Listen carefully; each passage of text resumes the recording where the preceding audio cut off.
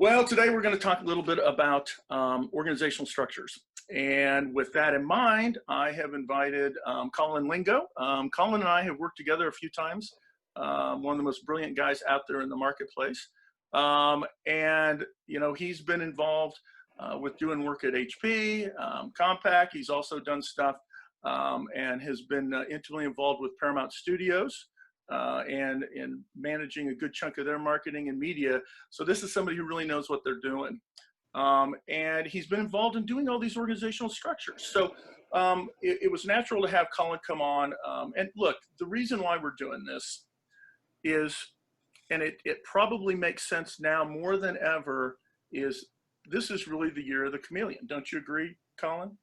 No, 100%. First, thank you for letting me join you on this fun video chat.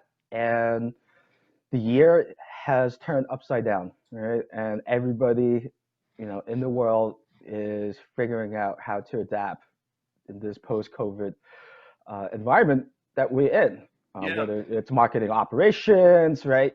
Agency relationships, process planning, everything has changed. And the ones that are going to come out on top from this are the ones that are going to be flexible and quick to market and adjust on the fly.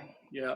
I mean, when you really look at things the way they are now, you've got COVID, you got an oil crisis, you got unemployment, you got an economy that's struggling, a workforce now that's being distributed across it. And all that stuff's impacting budgets, efficiencies, go-to-market strategies, agencies, vendors. And I think that, in some sense, it's now starting to really take an impact on the marketing organizational structures that we've worked in the past. If your budgets are being reduced and your people are being kind of changed, you've got to really start to take a look at how your marketing organization is structured. Yeah, I couldn't agree more. I mean, you have to optimize the organization, to the realities of the marketplace. Yeah. And the lead time that you traditionally would have, right, is gone. That window has shrunk significantly, and you've seen just from the Black Lives Matter movement, some of the bigger CPG brands, right? Some of the creatives that they pushed out very quickly, right? That is based on the structure that they had in place to allow it, right, to move at that pace. Yeah, and as you start to do that, one of the things that you've talked about, how you can get stuff out the door. I mean, really the strategy now that your organizations are starting to change to really are the things that really need to drive your structure. And so if those strategies are completely changed and your structure isn't set up to be able to meet those strategies, you're going to fail. So, that's where I think, people have to start looking at their structure of their marketing organization.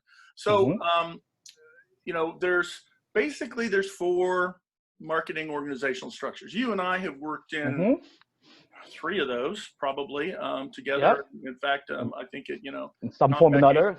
Compaq, HP, we worked in each one of those situations, and then certainly my experience at IHS and at Argus, it's been kind of a little bit of different worlds in those as well. So. You've got the centralized structure, right? You and I have dealt with this before, right? Everything consolidated together in one central group. I mean, it's great, right? You get all these great experts that are there, it's really clear, I know that, one thing that you were always concerned about, right, was making sure you knew where the money was going and the metrics. Right. Right, follow the money, right? Yeah. Because those are the key indicators of your investments to drive growth and revenue. And just the world that we live in is so complex and so mass, and to really manage that process from start to finish, it's an operational challenge. Yeah, I mean, you get the economies of scale, when you do something like this. The only thing that I always kind of found with the centralized structure is it really lacked customization. It seemed like it was really geared towards a single product type of a company, so that you could really push that stuff down really, really fast. But, when you get it down to the geographical markets and some of those things, you couldn't customize. That's where I saw a challenge. I mean, what were your thoughts? Yeah, and I personally, in my career, have really kind of seen two sides of that point. Right, certainly, right, HP, there are certain campaigns is based on, you know, direct response, promoting, you know, either software or hardware of HP's products to say a Paramount Pictures, where typically the marketing planning cycle is upwards of a year, just because of the number of constituents that's involved. The Hmm. entire process is just not marketing; it's just also finance, it's Yeah. distribution, right? Not only in the U.S. but around the world. You have your agency partners involved, and more importantly, the talent themselves, right? You Yeah. got you know, producers or A-list talent that wants to be part of that, you know, development and creative process, and At it just Paramount, slows things down. yeah, at Paramount, were you guys centralized or decentralized or hybrid? What were you? We're a hybrid. You know, Okay. traditionally it sits within each of the business lines, Yeah. right? With local marketing Hmm. teams, you know, set up around Yeah. the world. In the key, Yeah. certainly the key market, like the major, you know, top 10 markets, and for some of the markets, it's based on either a joint venture or a partnership Got it. um, model. Got it. Yeah. I mean, with those, with the centralized, to continue with that, Mhm. I always found that you were able to align the goals, the strategy, and the execution really, really fast. I mean, and there Mhm. was, you knew where there was one throat to choke. Mhm. If Yeah. somebody could get the media bot, there was one guy that you needed to go Mhm. after. Yeah. And I also liked it because there were standard metrics associated with that. I mean, I loved all of that kind of stuff. And I always thought that you got a slimmer organization with higher skill sets, but they didn't have any of the in-market real experience. Mhm. I mean, lots of smart folks, but when if they don't know how to market in Brazil, you know what? Guess what? You're screwed. Yeah, I mean, I personally experienced it also in some of the territories that I worked and partnered with. Case in point, Japan. The way that you market, right, your Uh, products specific to a you know, tentpole movie is going to be wildly different on, you know, how we operate and execute in the U.S. You know, that's just right. And Japanese, by culturally, it's just very different. You know, mhm. one of the things that I've experienced when I first went there, how, right, for advanced you know, country like Japan, how heavy print media was. Mhm. Right? I mean, we've been in that space for as long as I can remember. It's been declining, what, for the Yeah. last 10 to 15 years, Mhm. right? Mhm. Rock bottom now. Yep. But newspaper, billboards, you know, even one sheeters, Yeah. you know, still plays a prominent role in Japan's, you know, marketing mix. Yeah. And we'll talk a little bit about ad hoc. I almost kind of feel like Hmm. Japan was an ad hoc environment in some Oh. regards for Hmm. some organizations. We moved then from kind of a centralized focus at HP to Hmm. really a decentralized focus. I mean, and it happened really quickly where all the budgets that were held centrally automatically were shipped down to the business units themselves, Hmm. and the business units really kind of funded the corporate effort through their particular marketing budgets or their business operating expenses. Hmm. Um, I always found that with this you had a lot of challenge sometimes getting best practices Hmm. because and you had a lot more staff. I mean, you had to have somebody that was, in charge of media, in charge of research for each one of the business groups. So as opposed to having Hmm. one guy that was in charge of it, now you got multiple guys, and they've Hmm. got, frankly, multiple ways of doing things. Hmm. And I always found that was a challenge because you never really got any consistency. Plus, it just Nope. rose the hell out of your costs with your agency because Yeah. you basically have got now, as opposed to having one client, you've got multiple clients that you've got to Hmm. service, and they basically all take the same amount of time. Yeah, it doesn't matter if the budget is $10,000, right, or a $10 million campaign. At the same Yeah. level of work and attention to detail, you know, it's the same. Yeah, and I always found the frustrating, and I'd love to hear your thoughts on this as well, because you guys run a lot of media at Paramount Hmm. to promote films. Is I found that in the decentralized structure, your overall headcount costs, of course, went up, as I mentioned earlier. So if you try to get a 60-40 split where your working media was 60% and your non-working was 40 or Hmm. 70-30, right? It all of a sudden became flip-flopped where it was 60% was on non-working and 40%. So you actually weren't hitting the marketplace at the Hmm. level and volume, because I don't know any company that all of a sudden is going to automatically jack up their marketing, 150%. It just doesn't happen these days. And if they do, they're No. probably making so much money hand over fist. It's ridiculous. So Hmm. that's kind of my thought. I mean, what are your experiences at Paramount with that? Yeah, I mean, we've always, you know, you know, drive our decision making, right, based on the data, right, that are presented to us or that we have in-house Mm-hmm. or through some of our, distribution partners, Yeah. to really, right, figure out what that right percentage is. Like Mm-hmm. you said, whether it's 60-40, 70-30. Um, you know, one thing that I've seen, in my 6 years, you know, the advertising or the media component have typically, right, remain, constant. But however, the other marketing components might shift um, quite So drastically. you saw more of a shift in the Hmm. organizational structure to keep the amount of marketing in the budget, even though might Exactly. be shifting from decentralized to I'll kind give you a of. perfect example, right? As social media become more prominent within the marketing mix, right? More resources, more support, more expertise, right? Was Yeah. fueling, right, that trajectory Yeah. Yeah. versus maybe some more traditional, marketing disciplines like a PR, right? Mm-hmm. Mm-hmm. Have lost, maybe its Yeah. footing or its penetration Yeah. in the marketplace. It Okay. will still be there. Again, the numbers will fluctuate, but Okay. the core will always be driven by Yeah. uh, by media, any form of online video like YouTube. It's Yeah. always going to Yeah. be about the trailer views, right, that are being cascade on YouTube. Right, Okay. that's why people are engaging with the video content Mm-hmm. or movies. Yeah. Then finally, I know that, we moved to the hybrid structure.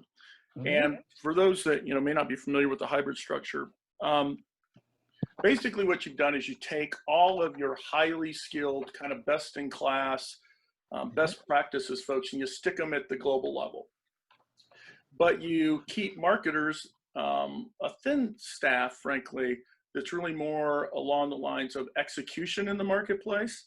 Hmm. You put those down at the country level or at the regional level. Now, so you've brought in people that can actually do the marketing down at each level, right? Hmm. But you've centralized like all your research and Hmm. perhaps your media so that you don't have 5, 10 different people that are doing this stuff. It at Hmm. least gets put together at the same level, and you get the benefits. Excuse me, of consistency between your technology. Like your marketing automation technology. If you're Hmm. using Marketo or Eloqua, you got one instance of it versus having 5 different instances or having 10 Hmm. different platforms or whatever it may be. I mean, I know that that's always been a challenge and some things that some companies have. So it does eliminate some duplication, and Hmm. it gives you that cultural and that language experience Hmm. that you don't necessarily have with a complete centralized structure. I noticed that the dog in the background must be agreeing with me. Oh, very much so. Very much so. That's great. Mine's sitting outside the door, and her tail's wagging, so I know that she agrees with everything that you and I are talking about here. Yeah. So, um, you I, can oh, operate it. oh, I mean, I've seen the brand stuff, you know, typically is rolled there, you know, at that level. But it still has its challenges, but it seems like you kind of get the best of both worlds in a certain sense. But God, there was a lot of questions about who does what. Yeah. Right? Is it my responsibility to do this, or is it somebody else's responsibility at Global to do it? As well as who pays for what. It always comes down to that, right? Who's got the money? But I would add, you know, to just what you just, you know, mentioned. Yes, you know, I think the hybrid model is the best of both worlds, and I've seen very successful organizations, you know, set up that way. You need a strong CMO, right? To a strong leader, right? To really provide clear roles of responsibility, right, between the kind of like the central role, you know, the global, you know, marketing group, and the, you know, the local groups, or the product group, whatever, you know, it might be, and providing the necessary governance, right, and controls downstream and upstream, right, of the marketing, right, planning process, right. Someone with that, you know, expertise to establish the KPIs that, you know, should be tracked, right, to measure success of your campaigns, right. You need somebody with that level of expertise, right, that's got the pulse, right, of not only the marketplace, right, but the, you know, the ever-changing, you know, digital ecosystem. Yeah, right? it's a good point. So, well, you know, finally, the last one that comes in place is the ad hoc. I've always found, I mean, I've never fully gone with an ad hoc environment. Again, Japan is a little bit different. For those, you know, Colin talked a little bit about Japan, but there's the cultural issues, there's a language issues. You know, from a cultural perspective, they very much like to keep it within their country, right? And it's always a challenge sometimes, I think, for them to think more globally or regionally. And that causes some challenges. So I would say that, you know, if there was an ad hoc element that I did have to work with, it was really with Japan. Budgeting is always a challenge. I mean, kind of basically is, hey, guess what? You go do your own thing. I mean, you're kind of just shoving money to them and saying, okay, go structure, run some media, you know, possibly aligned to some products, but a lot of times they just kind of go off and do their own thing in some of these cases. You know, I've also kind of realized throughout the experience that I've had is that when it comes to ad hoc, there's winners and there are losers. And I'm not quite sure who's the winner or the loser it's a draw. Yeah, because it shifts, right, back and forth. But you get a lot of power struggles.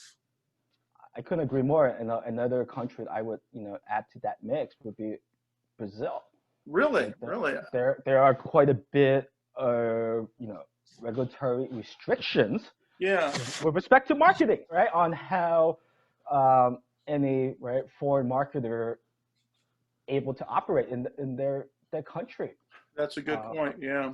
For example, like in Brazil, you know, traditionally the creative agency is also you know, the media agency. It's all fully, you know, integrated. It all kind of goes through one you know, funnel. You know, versus maybe with the U.S. market where everything is, you know, have clear separation, whether it's creative, right, social, to media. Everything is consolidated to control the flow, right, of the money within their own country. Yeah, it's an interesting point. Yeah, because I mean, I remember that even in Brazil, I had to put separate servers down there. The team had to put separate servers and the data down in those organizations, and completely have it separate from everything else that we did. So, and of course, they make, you know, the you know, Brazilian advertising industry make it difficult for any, say, U.S. marketer to operate because all the regulations are, you know, in Portuguese. Yeah. So it just take you, you know, a week to digest what you can and cannot do, right, in that country. Yeah, it's crazy, isn't it? Mm-hmm. Well, I mean, those are kind of for everybody who's watching, those are kind of the four basic structures. Certainly in the current environment, you may be looking at how you want to structure or restructure your teams and your organization for, budgetary reasons, whatever it may be. Yeah, I'll leave it, and then Colin, I'll throw it back to you for the final Mm-hmm. word on this topic. Um, doing these types of changes are not for the faint of heart. This is extremely difficult. It's extremely Mm-hmm. challenging, and it impacts all sorts of areas of the company. But the biggest area probably is the people side, because you're making a lot of changes with people and their, whether or Yeah. not you have them, who gets in what roles, etc. So, once you decide you're going to do it, you got to go in, you got to go full bore, and you got to make it happen fast. So Mm-hmm. that's always something that I think people need to consider. Colin, what's your kind of final thought on all of this? No, yeah, everything, and what you just said, and just be ready, be fully committed. You can't sort of just stick your toes per se to see if it works. Right? You're not going to Yeah, see immediate either financial benefits or efficiency, right? At least a year before you can realize, yeah, right, the business impact it will have on the company, the marketing organization, and more importantly, just the customer experience. yeah, yeah. It's a good point. Well, thanks, Colin. Appreciate you joining us. Well, thank you for having me. And for those who are watching, you can subscribe to the channel. So hit the link below, maybe over here, maybe over there.